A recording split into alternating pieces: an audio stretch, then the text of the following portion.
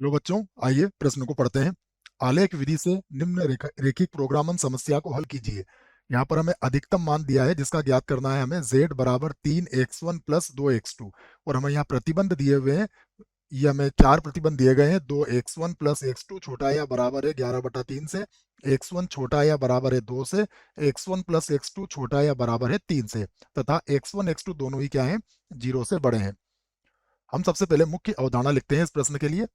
तो ये हमने लिख ली यहाँ पर मुख्य अवधारणा। यहाँ से लिख लेते हैं मुख्य अवधारणा को।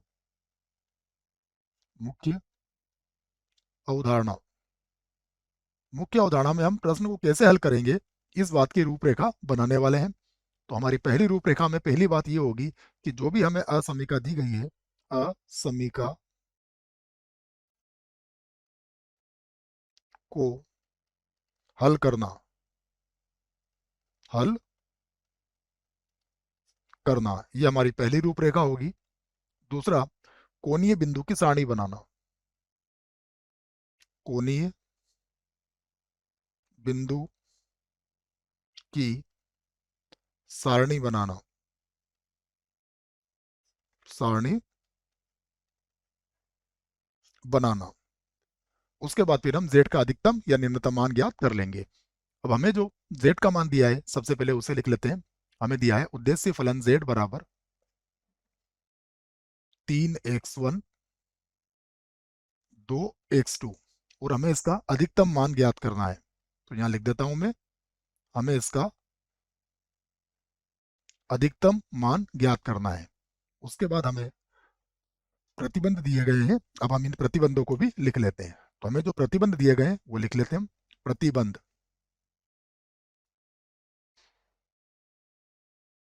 प्रतिबंध में पहला प्रतिबंध हमें दिया गया है 2x1 प्लस x2, ये छोटा या बराबर है 11/3 से। दूसरा प्रतिबंध दिया गया है x1 छोटा या बराबर है 2 से। तीसरा प्रतिबंध दिया गया है x1 प्लस x2 छोटा या बराबर है 3 के, और एक और प्रतिबंध दिया गया है x1 और x2 दोनों ही 0 से बड़े हैं। सर्वप्रथम हम पहला प्रतिबंध हल करेंगे। तो पहला प्रतिबंध है 2x1 प्लस x2 छोटा या बराबर है 11/3 के। इसके संगत हम सबसे पहले एक समीकरण बनाएंगे।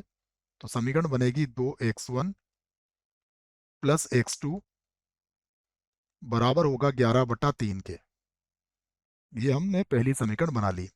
अब इस पर हम सबसे पहले कम से कम 2 बिंदु लेंगे। तो पहला बिंदु, यदि हमने x1 का मान 0 रखा तो x2 का मान आएगा 11/3, तथा यदि हमने x2 का मान 0 रखा तो x1 का मान आएगा 11/6, 11/6 कॉमा 0 हो जाएगा। और हम देख सकते हैं कि ये मूल बिंदु को संतुष्ट करता है, क्योंकि 0 सदैव 11/3 से छोटा ही होगा। तो 0,0 को संतुष्ट करता है या संतुष्ट करती है, ये भी हमें पता लग गया। अब हम दूसरा जो प्रतिबंध है उसको हल करेंगे। यहाँ पर दूसरे प्रतिबंध की बात करते हैं। दूसरा प्रतिबंध है x1 जो छोटा या बराबर है 2 के। तो ये जो होगा, अगर हम इसकी बात करें तो इसके संगत समीकरण क्या होगी, इसके संगत समीकरण होगी 2। ये समीकरण बन जाएगी। इसको हम समीकरण 2 बना देते हैं और इस पर भी बिंदु ले लेते हैं। तो इस पर बिंदु देखिए, ये x1 है। बिंदु की बात करें तो x1 का मान 2 होगा चाहे y वर्ग का मान 0 हो। x1 का मान फिर भी 2 ही होगा, ये चाहे y1 का मान 1 हो चाहे 2 हो। उसके बाद ये मूल बिंदु 0 0 को, 0 0 को संतुष्ट करती है। तीसरी जो हमें असमीका दी है उसे भी हम यहाँ पर हल कर लेंगे। तीसरी असमीका है x1 प्लस x2 छोटा या बराबर है 3 के। इसके संगत समीकरण बनाते हैं तो x1 प्लस x2 बराबर आएगा 3 के। इसे हम समीकरण 3 बनाते हैं और सबसे पहले इस पर बिंदु लेते हैं। बिंदु, पहला बिंदु देखिए, यदि x1 का मान 0 रखा तो x2 का मान 3 आएगा, तथा यदि x2 का मान 0 रखा तो x1 का मान 3 आएगा। उसके बाद ये मूल बिंदु 0 0 को संतुष्ट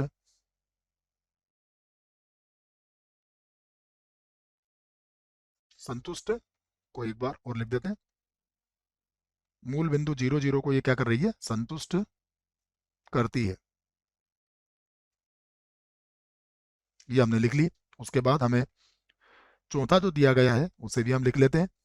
चौथा प्रतिबंध हमें दिया गया है x1 और x2 दोनों ही 0 से बड़े हैं। इसका अर्थ होता है कि पहले चतुर्थांश में आपका उत्तर है, पहला चतुर्थांश। तो ये बात आप याद रखें। अब इससे संबंधित हम आलेख यहाँ पर बना लेते हैं। तो मैं यहाँ से इसका आलेख बना देता हूँ। ये हमने यहाँ पर इसका आलेख बना दिया।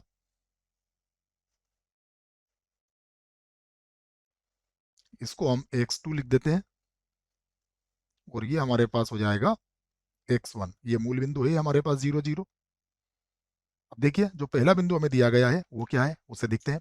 ये हमारे पास 0,11/3।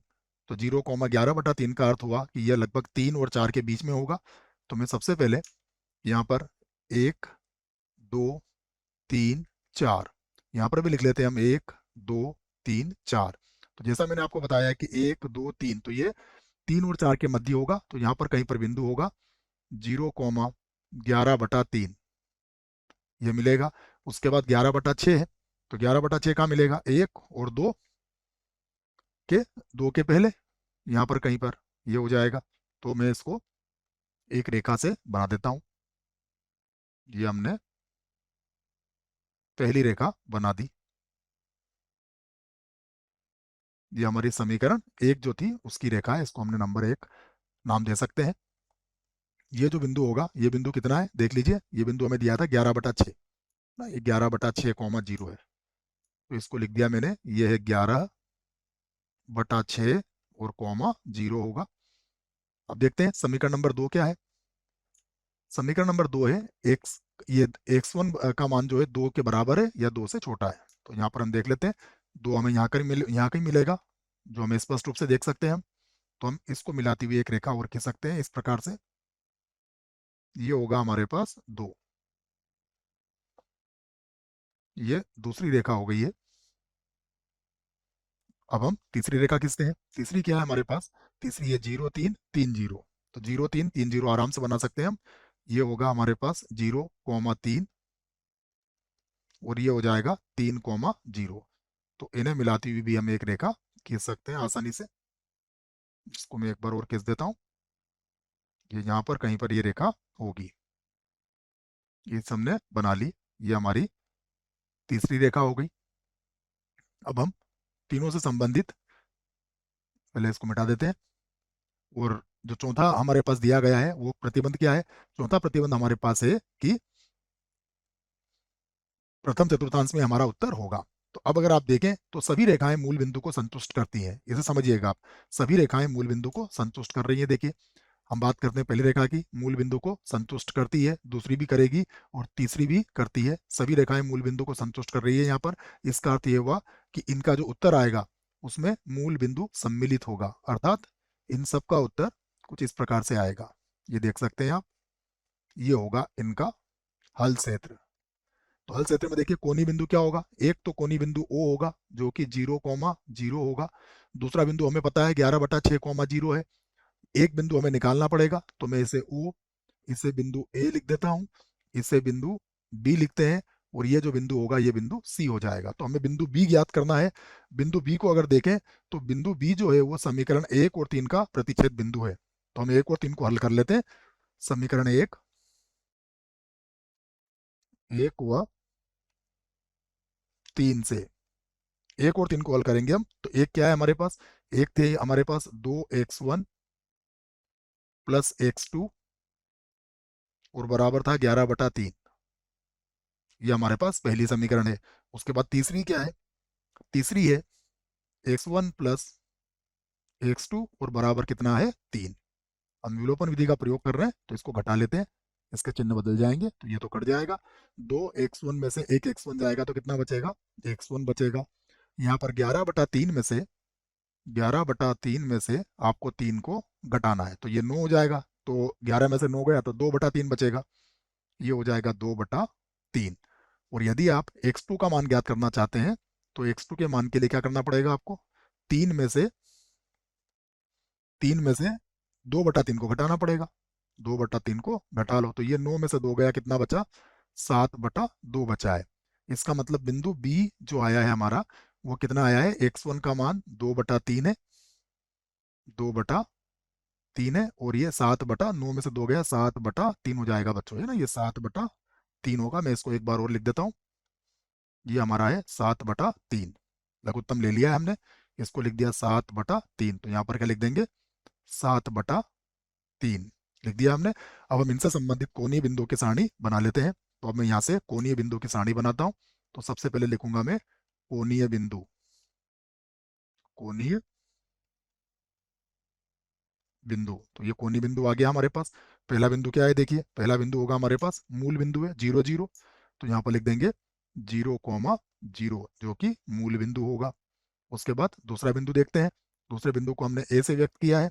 दूसरा बिंदु क्या है हमारे पास? 11/6,0। तो ये हो जाएगा 11/6 और कॉमा हो जाएगा 0। ये दूसरा बिंदु हमने लिख लिया है। 6 को हम एक बार और लिखेंगे। उसके बाद फिर इसको आगे हल करेंगे। ये 11/6 हो गया। उसके बाद बिंदु बी को मैं यहाँ से लिख लेता हूँ। बिंदु बी, देखिएगा बिंदु बी हमने कितना ज्ञात किया है? अभी ज्ञात किया हमने 2/3, 7/3। 2/3 और कॉमा 7/3, ये बिंदु बी हो गया हमारे पास। बिंदु सी देख लेते हैं।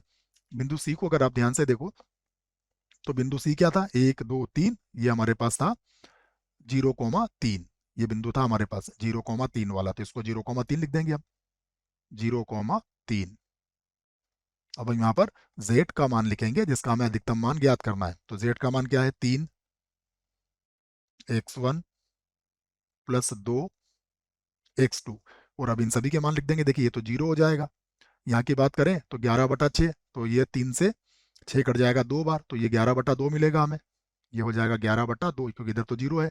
उसके बाद यहाँ रख लेते हैं इसको, तो मैं इधर इसको रफ में रख के दिखा देता हूँ आपको। 2/3 रखेंगे तो ये हो जाएगा 3 गुणा 2/3। उसके बाद प्लस का हो जाएगा 2 गुणा, ये हो जाएगा 7/3। हल करें तो ये 14, 14 और 3 का गुणा 2 में करेंगे तो 6, 14 और 6 कितना हो जाएगा? 14 और 6 हो जाएगा 20। तो 20/3 आ जाएगा ये। तो ये होगा 20 और बटे में कितना आ जाएगा? 3।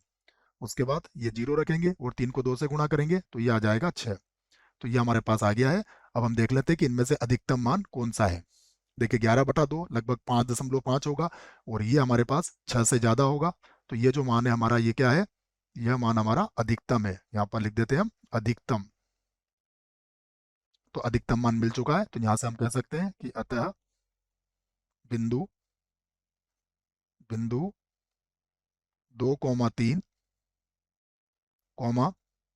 7/3 पर z का अधिकतम मान, अधिकतम को एक बार लिखना पड़ेगा, और z का अधिकतम मान, अधिकतम मान कितना मिला हमें?